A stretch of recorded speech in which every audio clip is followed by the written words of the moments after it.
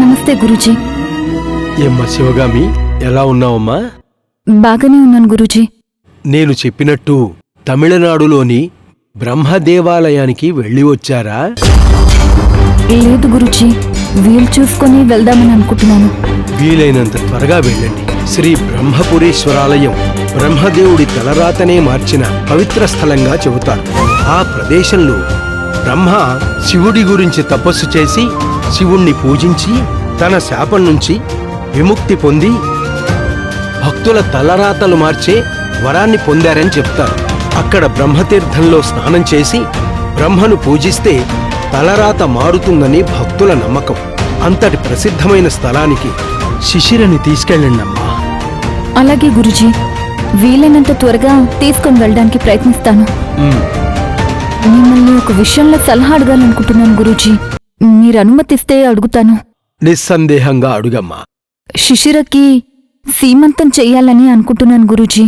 నేనేం చేయాలి, ఎప్పుడు ముహూర్తం పెట్టుకోవాలి, ఎలా చేస్తే బాగుంటుందని మీరు చెప్తే బాగుంటుందని అడుగుదామని వచ్చాను. చెప్తానమ్మా.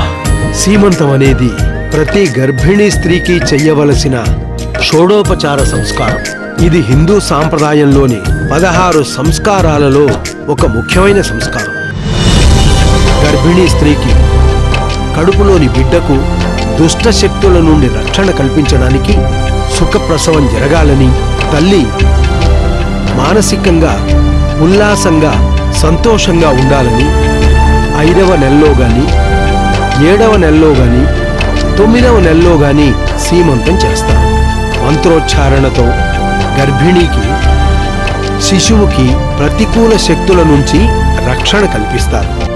గర్భిణీ స్త్రీలకి ఇష్టమైన ఆహారం, కొత్త బట్టలు, గాజులు తొడిగి సంతోషపెట్టడం ద్వారా పుట్టబోయే బిడ్డకి సానుకూల ప్రభావం పడుతుంది. 7వ నెల తరువాత శిశువు మెదడు చైతన్యం అవుతుంది. ఆ సమయంలో చేసే ఆచారాలు బిడ్డ ఆరోగ్యకరమైన ఎదుగుదలకు, సుఖ ప్రసవానికి తోడ్పడతాయి. గర్భిణీని లక్ష్మీ స్వరూపంగా భావించి సీమంతం చేయడం ఆచారం. దీనికి అంత విశిష్టత ఉంది. అది మీరు చెయ్యాలనుకోవడం చాలా మంచి విషయం అమ్మా. ఇప్పుడు శిశిరకి ఎన్నో నెలమ్మా? 5వ నెల నిండుతుంది. ఈ నెలలోనైనా చేయండి, లేదా 7వ నెలలోనైనా చేయవచ్చు.